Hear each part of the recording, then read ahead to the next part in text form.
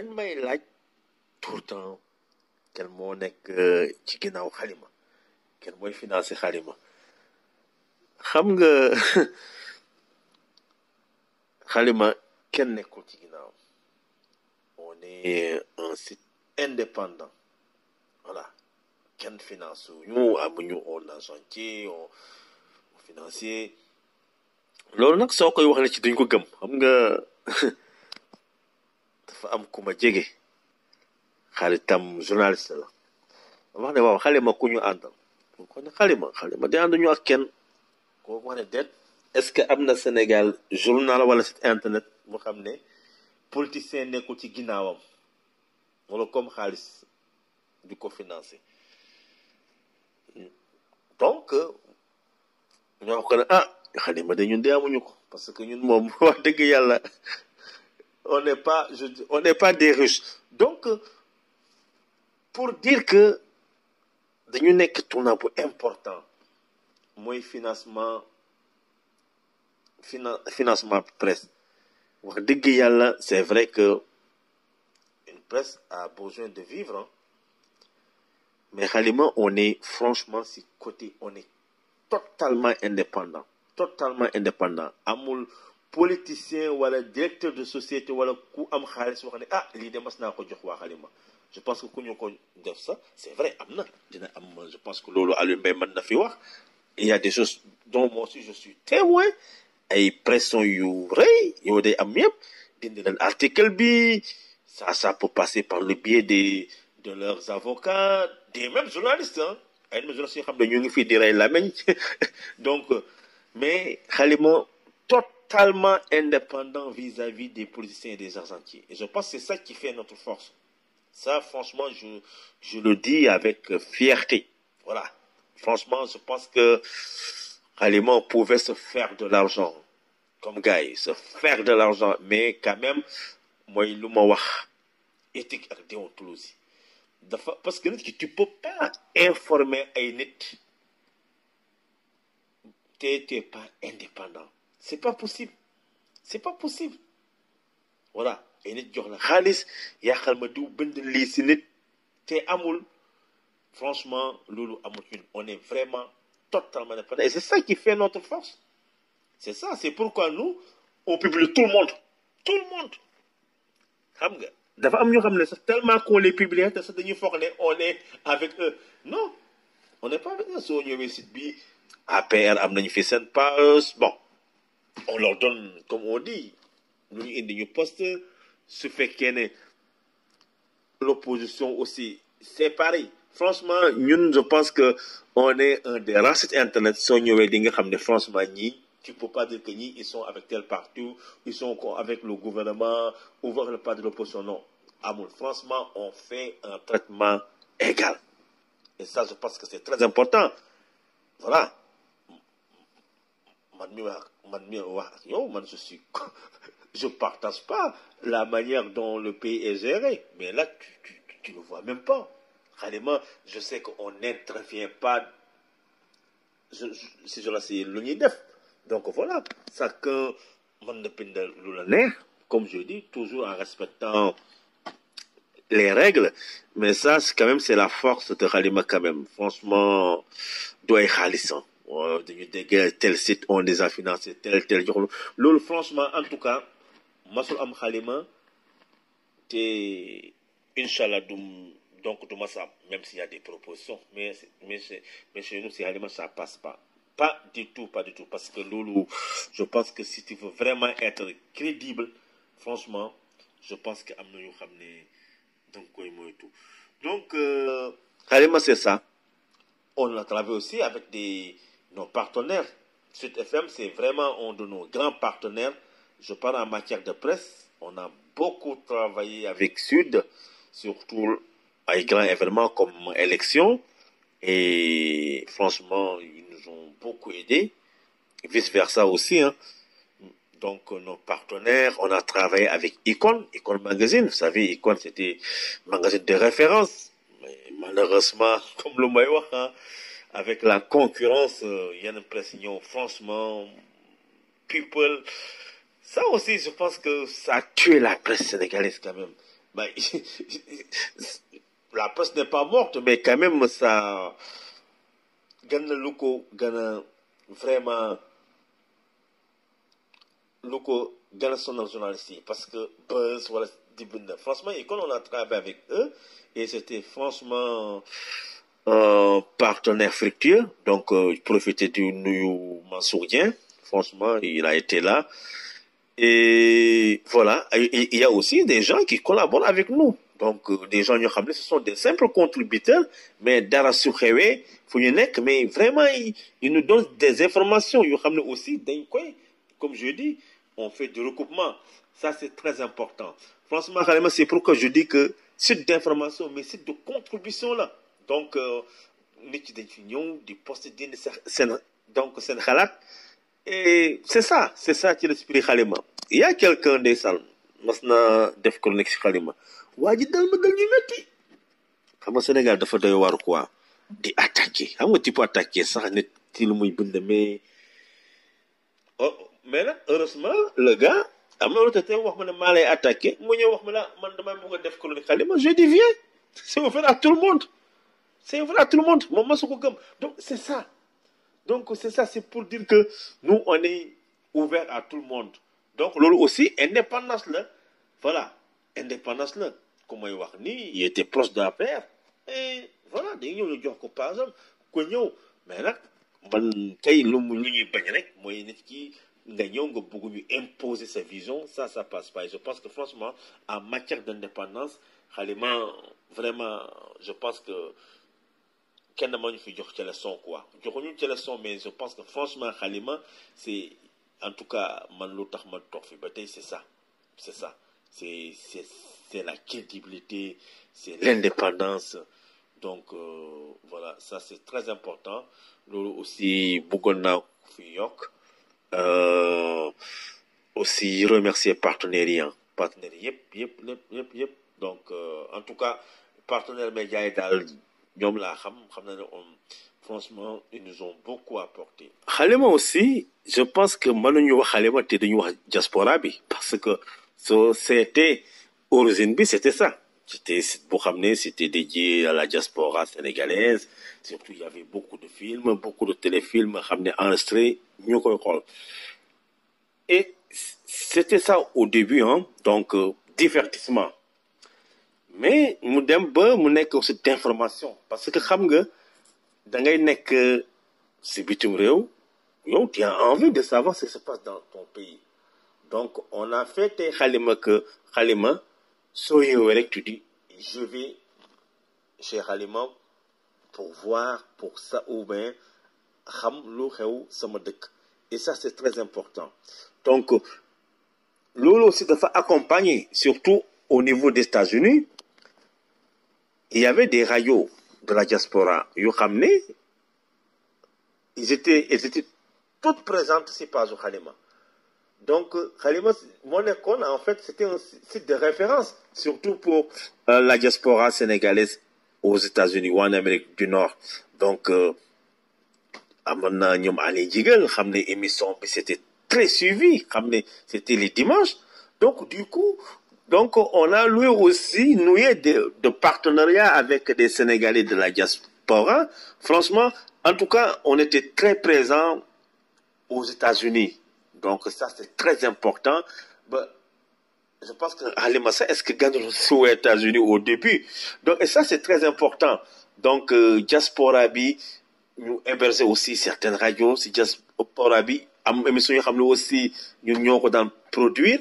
Tout ça, c'est important. Donc, je vais parler aussi Halima Radio Mayassine, comme Amna Radio Bordeaux aussi, émission Takusano Djolof, c'est une émission de référence. Donc, yo yeb dañ ko coordonner. Donc voilà, le mot. Donc c'est très important. Diaspora bi, franchement, fonk lu ñuy def. Même dans le diaspora bi, les gens nous appelaient, hey, donc li amna ci diaspora bi, voilà. Surtout les politiques, surtout les politiques, c'est comme Sénégalais, quand des en politique, oh, les amna, c'est diaspora bi tel parti. Mais comme je dis, il faut qu'on vérifie l'information. Comme je dis, au début, on n'était pas des journalistes au début, mais quand même, comme je dis, ah, voilà, tel parti, on dit que, est-ce que vous avez des preuves? Et c'est très important. Donc, des preuves. Parce que, moi, je dis, donc, ordinateur, mais franchement, et je pense que le mot de sa diaspora, gagne respecté. Et là, on a toujours eu vraiment des retours positifs, aussi qu'au niveau du Sénégal. Et je pense que ça, c'est très important. Khalima, c'est vraiment le site de la diaspora. C'est le site de tous les Sénégalais. Et voilà, quoi. Mais avec la diaspora, c'est exceptionnel, c'est particulier, quoi. Parce que nous avons surtout un combat de lutte, c'est extraordinaire. Combat de lutte, je me rappelle, c'est tellement que c'est extraordinaire, hein. Des parfois, ça, qui est là, ce serveur tellement qu'il y a des milliers de personnes. Donc, dans le connecteur aussi, ça c'est important. Et je pense que, et ça, on le faisait, et c'est important de noter, avec passion. On le faisait, on gagnait rien. Mais c'est pour servir les gens, les Sénégalais. Parce que tu dis, ah, il y a des gens du talk Nessan à mon télé, parce que voilà, pour nous, c'est un donc ou la match de football, ça on le faisait. Et franchement, la Coupe d'Afrique aussi, je me rappelle, 2008, on a fait une couverture exceptionnelle. Exceptionnelle. Donc, c'est des vraiment, histoire non, c'est très long en fait. On peut dire beaucoup de choses. Donc, mais ça, ce sont des faits quand même très marquants. Et ça, c'est important. On parle de la crise au Mali. Même ce qui s'est passé au niveau de la sous-région. Je me rappelle, on a couvert la crise ivoirienne, mais ça, c'était extraordinaire. On a fait une couverture extraordinaire. On a couvert aussi coup de tabou à mon Guinée avec Dadis Camara. Ça, on les a fait et c'est parce que aussi c'est une vocation aussi, mais c'est être un portail africain. Hein. Donc voilà, il faut se donner les moyens, mais c'était ça. Nous, vraiment, on est un site d'information, d'actualité, mais nous sommes donc c'est pourquoi people, dans le Bokissi Alima, les gens nous reprochent, oui, vous faites pas comme tel site, parce que non. Parce que d'abord, oui, il faut une information sérieuse d'abord. Après, il y a le people, il y a le divertissement, et c'est important. Donc, comme on dit là, il faut que savoir joindre le neutral agréable. Voilà, Halima. Donc, tey nekk na lu vraiment c'est bu max bu Sénégal ku wax si ñun ku wax Sénégal média wax Halima quelque chose pour parler de l'indépendance. Ça, je veux le dire. Il y a un conseil proche de Macky Sall, Saloun est présent, mais le gars nous a dit, écoute, mais Halima, yéen boy yéen da ñu sonal. Et ça, franchement, ça me rend fier. Parce que l'État, avec toute sa puissance financière, franchement, dañu sonal. Voilà. Parce qu'on est indépendant. C'est vrai, la Khalima, ce qui fait notre force, on ne connaît pas. C'est-à-dire, on ne connaît pas ceux qui sont à la tête. Voilà. On ne connaît pas. Et ça aussi, c'est une force.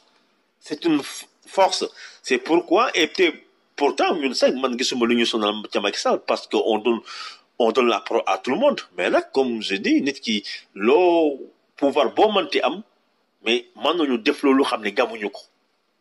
c'est ton idéal. Voilà. Je pense que l'idéal était lolo, vraiment faire les choses d'une manière propre et transparente. Voilà. Je pense que ça, c'est ton point fort, Tiralema.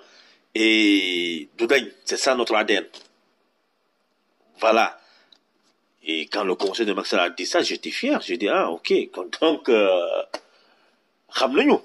et vraiment, donc, donc ça, c'est très important. C'est pourquoi nous devons préserver.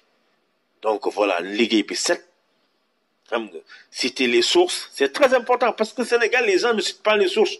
Da ngay fekk article jàmm nga ñëw rek dugal ko noonu am na ñoo xam ne sax dañuy jël ñëw sax bind seen tur ñii moom ñëpp nañu kat te ils savent pas que sooy citer des sources mais yow tu te protèges tu te protèges tu te protèges voilà ak aussi recoupement je dis ñun xalima comme ñun par exemple si il y a des annonces de décès je pense que ñun parfois on est les derniers à annoncer parce que bëgguñu juum xam nga c'est tellement triste nga annoncé nit ki dee na fekk deewul c'est pourquoi on fait toujours attention je me rappelle je pense que Serigne Cheikh bu mu gaañu leen wax ma ko je dis que non non deet na nañu xaar est-ce que c'est vrai est-ce que APS bindal na ko est-ce que tel wax na ko tout ça c'est pas parce on n'a pas confiance mais parce que annoncer la mort de personne nos profs nous disaient que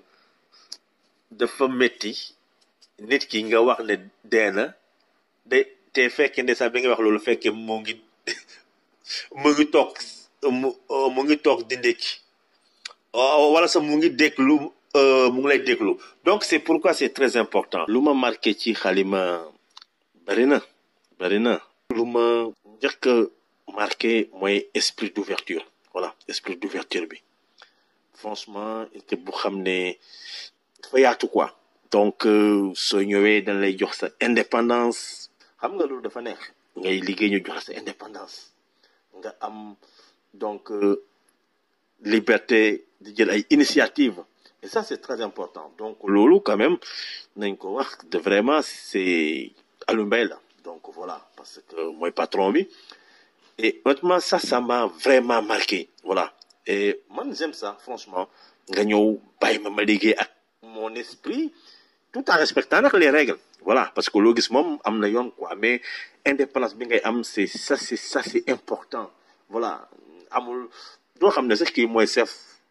kii vraiment amul c'est vrai que début xalima maax lune ñoo fi nekkoon rajo bi Maya mais franchement on travaillait tu peux pas savoir qui mooy chef wala qui moo non franchement c'était comme on dit là c'était plat quoi vraiment c'est un organisme vraiment plat et ça m'a marqué franchement le fait que da ngay ñëw ñu bàyyi la voilà bàyyi la si li nga mën donc tu apportes ta contribution ça c'est très très très important deuxième chose mooy xam nga au début on n'avait pas fait le journalisme mais quand même xam nga lu ñuy wax éthique ak déontologie c'était la base de notre travail. Ça doit être la base de notre travail. Mais si je prends que même tu vois des gens qui sont des professionnels, mais on était tellement attachés à ça jusqu'à présent, c'est comme on avait fait le journalisme. C'est pourquoi je dis que l'éthique et la déontologie, voilà, dis-quoi en fait. Tu veux faire un travail sérieux, c'est le journalisme, mais franchement, j'ai été marqué par ça. On n'a aucune expérience journalistique, voilà, c'était la passion, mais travail bi, vraiment, c'est on là. Voilà. Cette bi, moi, de wax vraiment, si côté éthique et déontologie. Voilà. Si nous disons les articles Jambour, nous citer, si nous disons les vidéos Jambour, nous citer, bien vrai que nous avons des vidéos yubari, et nous avons lu xamné. Parce que xam nga, article bu yéno maanaaw yomb na xam. Voilà. C'est vrai que les gens métier parce que comme on dit il y a beaucoup de nouvelles de fausses informations mais franchement on était attaché à ça prudent est-ce que on peut poster non ça c'est très important et l'eau c'est notre base franchement des Sénégalais c'est extraordinaire ce qui se passe dans notre pays les gens d'ignorer des plaquages de la quoi et ça c'est très important et respecter Niki respecter aussi. Ça, c'est important. Parce que nous, on dit toujours, est-ce que les gens vont aimer ça? Comment les gens vont réagir? Moi, tu crées un lien de confiance. Mais confiance, d'abord, pour moi, il faut un respect. Et ça, franchement, moi, c'est une ligne. Parce que nous, on écoute les gens, comment ils vont réagir. On dit qu'on s'en fout, on fait notre travail. Mais non. C'est pas ça. Donc, c'est ça. Et la passion. Et je te dis, on est à l'étranger, mais par exemple, élection sur Amérique Sénégal, sur qui c'était, ñun dañuy teel a jóg. toute la journée nag je fajar lañuy jóg ba gars yi ba daal rajo buy mujjee joxe élection yi voilà ba minuit xam nga ça. Et soo jëlee par exemple dernière élection présidentielle c'était comme ça xam nga ak déclasse horaire bi ñun 3 heures du matin nañu jóg donc pratiquement sa doo nelaw parce que ñun on est des noctables man je suis noctable là man minuit laay tëdd xam nga 3 heures de temps et franchement on faisait un travail propre franchement malgré que baruñu woon mais c'était extraordinaire. T'as l'impression qu'il y avait 10 personnes 20 personnes les vidéos les audios non ça m'a marqué et franchement passion là quoi c'était vraiment la passion. Et non Marlène en fait c'est vrai on travaille à distance mais ndeysaan man la day jékki-jékki rek woo ma Adama information am na yow foo nekk xam nga mën na nekk ne maa ngi si biti wala maa ngi def sama course moom tamit c'était pareil et lui foo nekk est-ce que yaa ngi sa kër ça c'est très important passion là et franchement on réussit ici à donner l'information à temps donc su may wax on ñun yëpp Halima ça c'est très important la passion franchement man Halima ça m'a permis de faire ce que j'aime voilà. Comme je dis, à l'époque, j'avais pas fait ma formation de journalisme, mais ça m'a permis vraiment de ma bagage. C'est pourquoi quand je faisais ma formation, j'ai pas eu de problème. Voilà. J'ai pas eu de problème. Moi, si respect ça c'est important. De femme une Sénégalaise qui est basée en France. Il y avait un article. Je me rappelle plus le de quoi, mais c'était dans la province. Nous voilà. par na jàng am liggéeyam ñu embauché ko mais bëgguñu ko jox titre de séjour comme quoi qu'au travers la xam nga benn presse locale France moo ko bindoon ñu reprendre ko avec sa photo voilà parce que site bi c'était un site sérieux local dañ ko publié avec sa photo nous on l'avait pris ak certains sites ndeysaan samedi la mu wooma wax ne way gis naa seen article c'est très bien mais est-ce que mën ngeen ko dindi seen site man teguma fi baat j'ai dit que madame il y a pas de problème comme de lay déranger mais moom elle n'en revenait pas gamu ko dafa wax ne oh merci beaucoup vraiment Halima jàmbaar ngeen ma wax ko luñ tegu fi baat parce que on travaille comme ça et c'est vrai que ñun tooñuñu ko parce que photo bi c'était public parce que moom elle a accepté de faire une interview avec ce journal là le journal bi c'est sûr bu muy def photom tàggu na ko mais xam nga rek ñun Sénégalais xëy na day wax ne français yi gis ko amul problème mais le fait que ñu ngi ko dugal surtout Sénégalais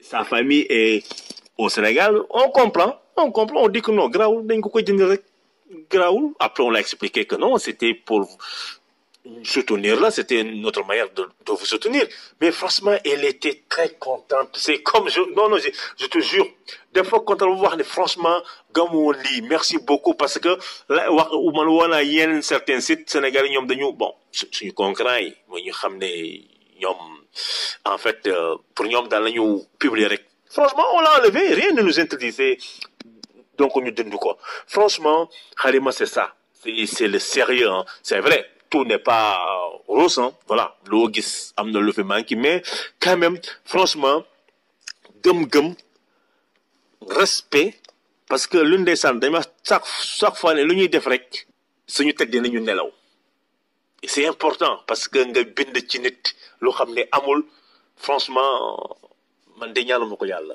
waaw xam naa ne moom je suis très féroce quand même mais non franchement loolu ñu wax dañu def yëf yi ci yoon teg ko ci yoon ragal yàlla parce que xam nga lu ñu métier bu ñu def dafa garaaw de di bind ci nit loo bañ nit ki looy bind franchement na la leer voilà parce que looy bind xamal lu non dafa parce que engagement la parce que looy bind dis-toi que li ngay bind ci nit ki surtout lu xam ne révélation la wala lu xam ne mën na ko yàqal dis que lu may bind nii maa ngi yàq doomu jàmbur man nag si c'est vrai loo xam ne franchement par exemple un ministre def détournement wax yéen ni ça j'ai pas un problème voilà si c'est vrai pas de problème mais nag am na certaines limites parce que vie privée jàmbur am na fu xam ne même ñu fekk ne yenn ñoo ngi koy def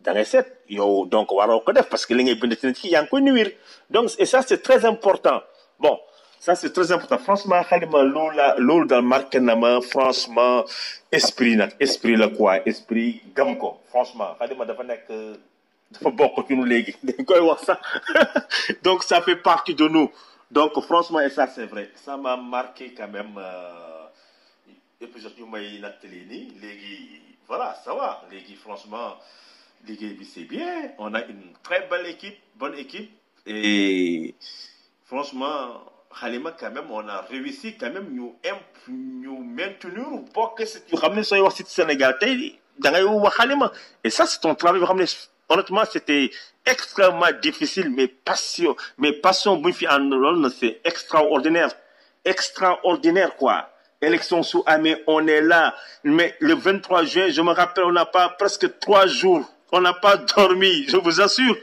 hein mais c'est extraordinaire et passion la c'est la passion nag soo koy def baax na trop mais nag nga def ko ak xel et ça aussi ñun manque ñu ko woon vraiment je me disais aux gens à l'époque on n'est pas des journalistes mais ñun on n'a rien à envier aux journalistes sénégalais non voilà parce que aussi liggéey bi setoon na xam nañu aussi comment on devait faire les choses bien vrai que c'est vrai on n'avait pas une pratique expérience en journalisme voilà loolu daal marqué na ma trop et damay jeexal la contribution c'est vrai que Alioune Mbaye dafa yàgg bëgg contribution mais moi je disais que et loolu tamit lu ma xëcc ci xale ba si la bokk parce que dama dal bind ndeysaan lu ma bind rek ma gis ñoom mu peut être mu kii ko publier ko j'ai dit attends yàqe man pourquoi je te dis mais attends man lan laa man lu ma bind ñu publier ko dans l'immédiat voilà